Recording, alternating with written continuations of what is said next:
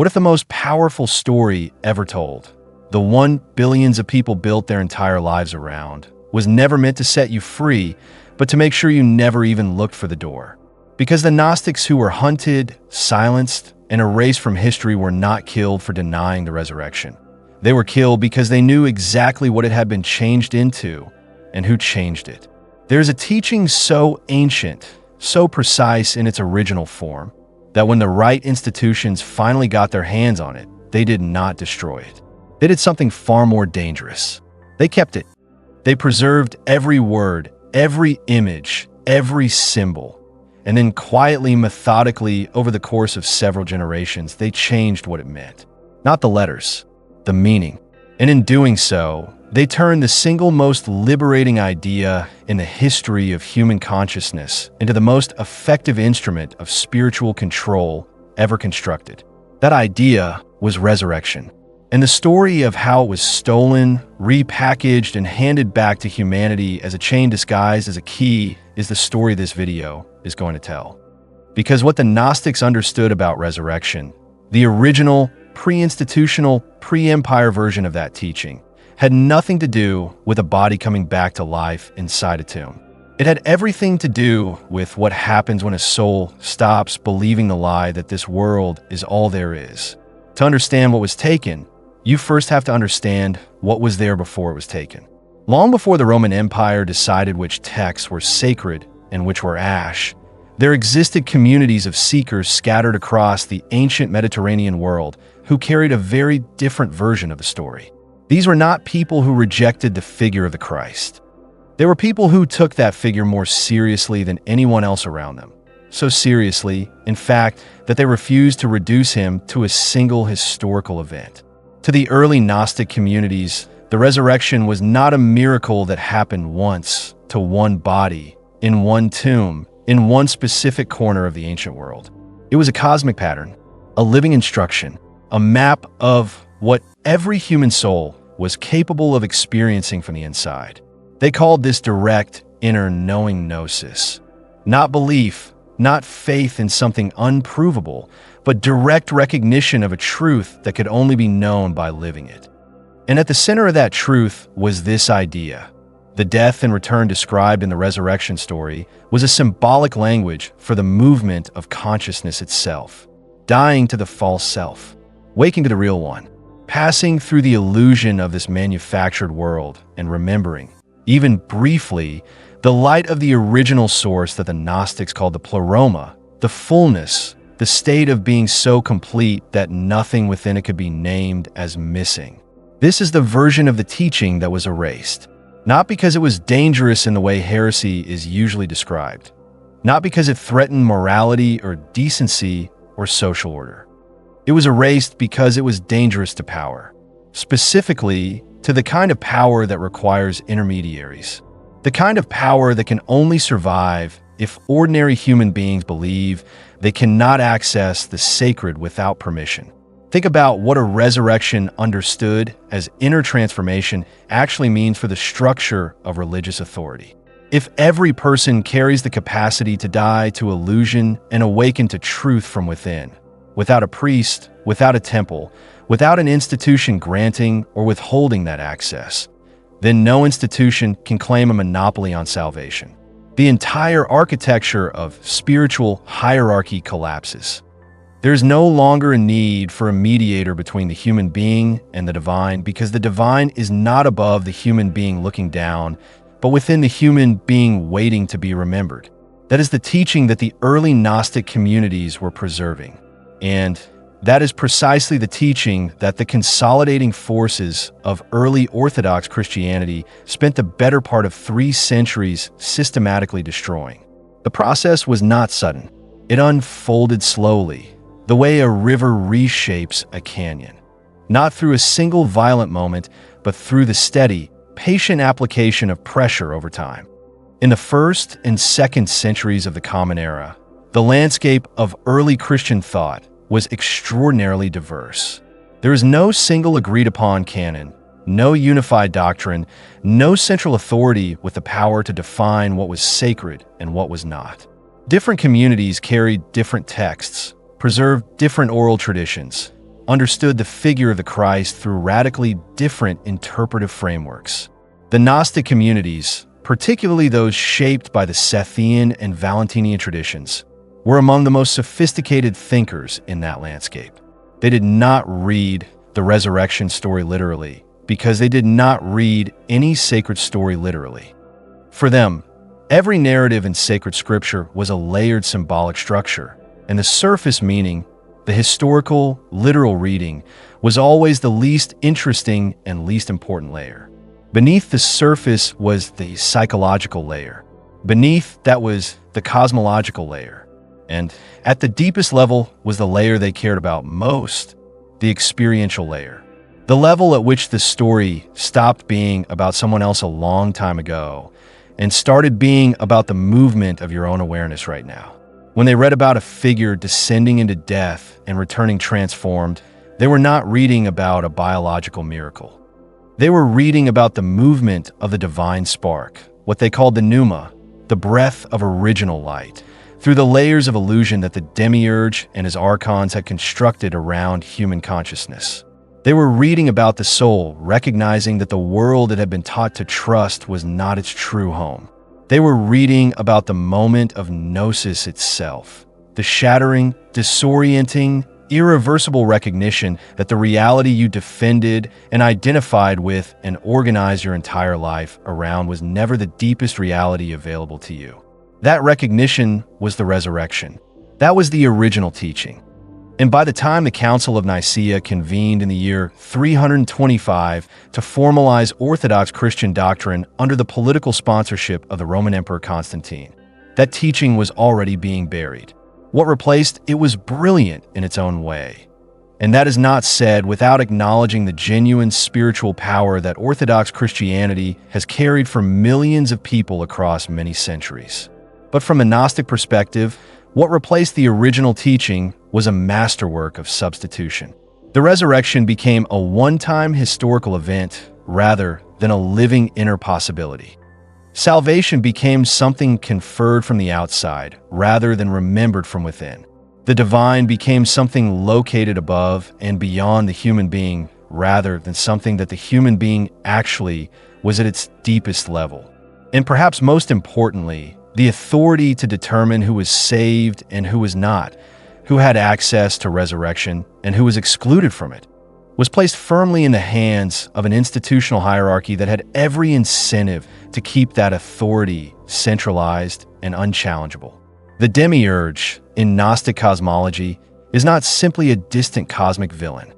He is a principle of consciousness, the principle of a mind that mistakes its own limited construction for the totality of reality. A mind that looks at the world it has built and declares, with absolute certainty and absolute blindness, that there is nothing beyond it. What happened to the resurrection teaching in the hands of imperial orthodoxy is, from a Gnostic perspective, a perfect historical expression of that same principle.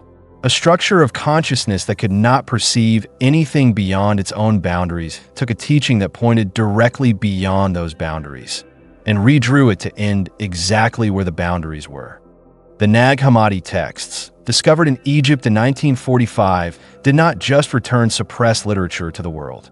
They returned a suppressed way of seeing.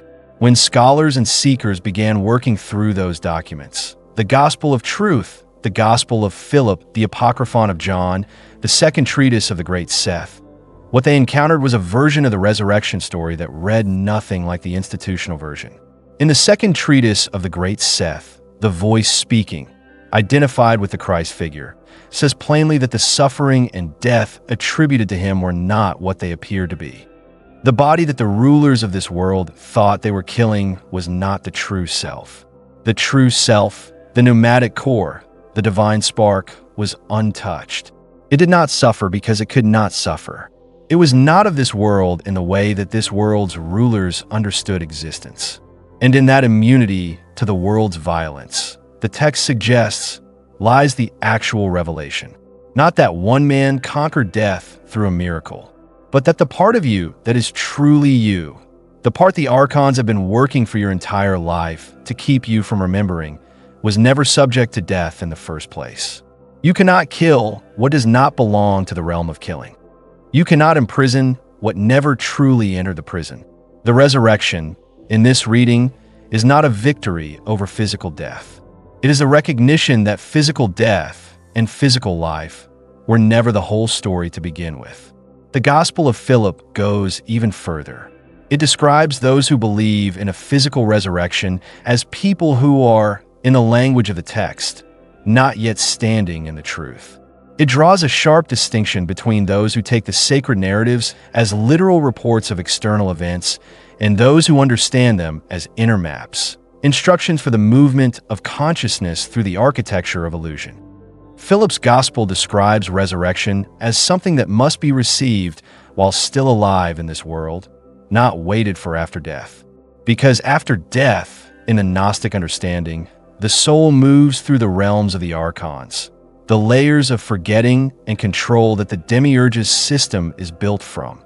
And without the inner knowing acquired in this lifetime, the soul is simply recycled, sent back, given another opportunity to consume and suffer and forget and die without ever remembering what it actually was. The resurrection, properly understood, is the interruption of that cycle, not after the body stops breathing.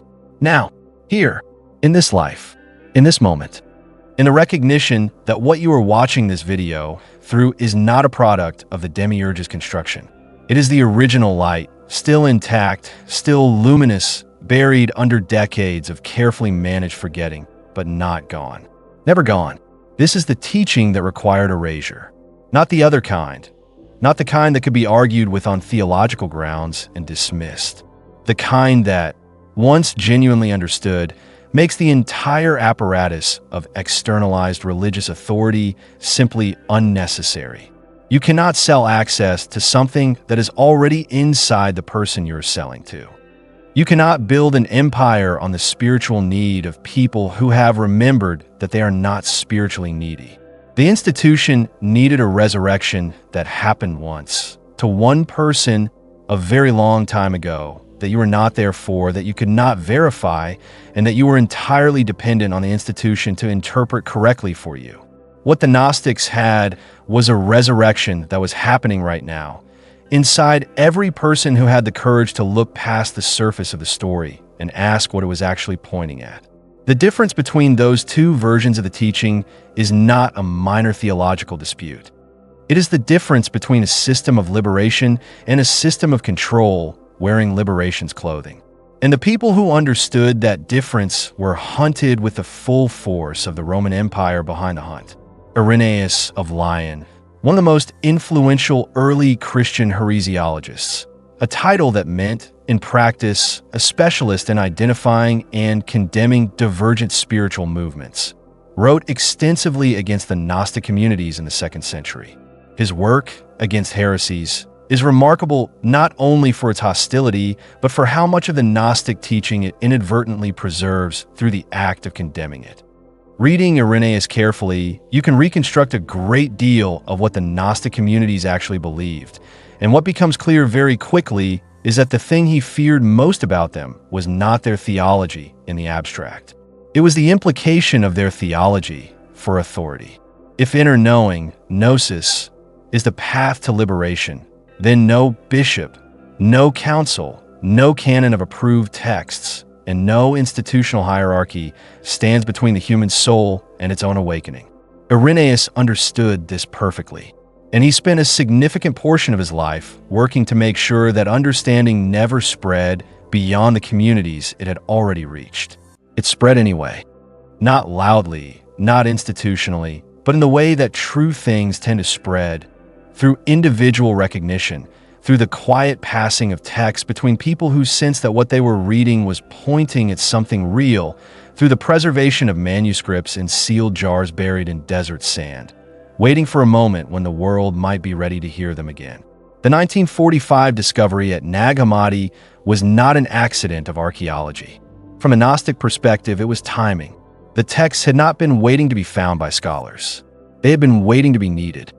And the century that produced them, a century of total war, institutional collapse, the systematic failure of every external authority that had promised human beings safety and meaning in exchange for their obedience and surrender, was perhaps the first century in a very long time that was genuinely ready to hear what those texts were saying.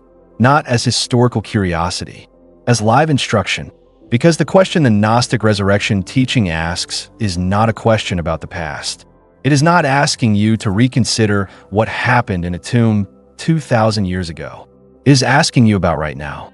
It is asking, what have you built your life around that you were never meant to question? What story were you given about who you are, about what this world is, about where meaning comes from, and who gets to distribute it, that you absorb so completely, so early, and so thoroughly that it never occurred to you to look at it as a story rather than as reality?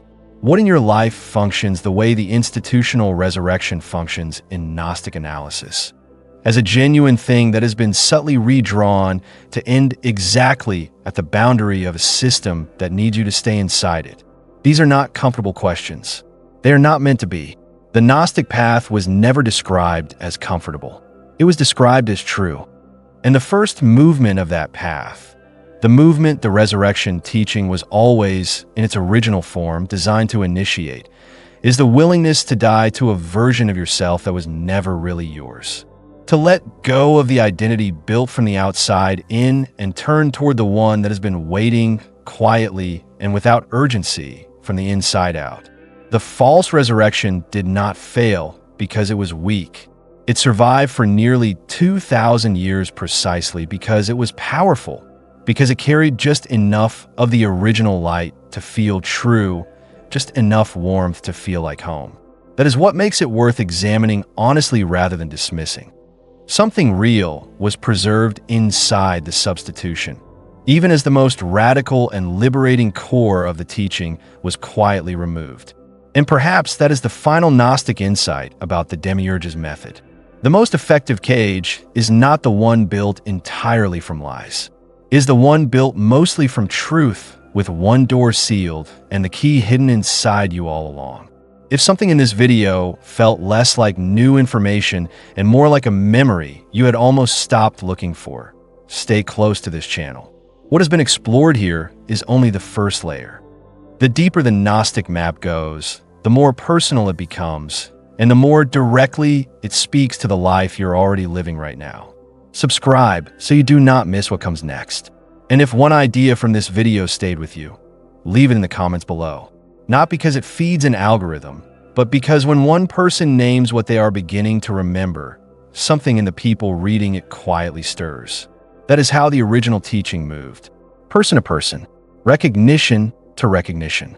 It still does.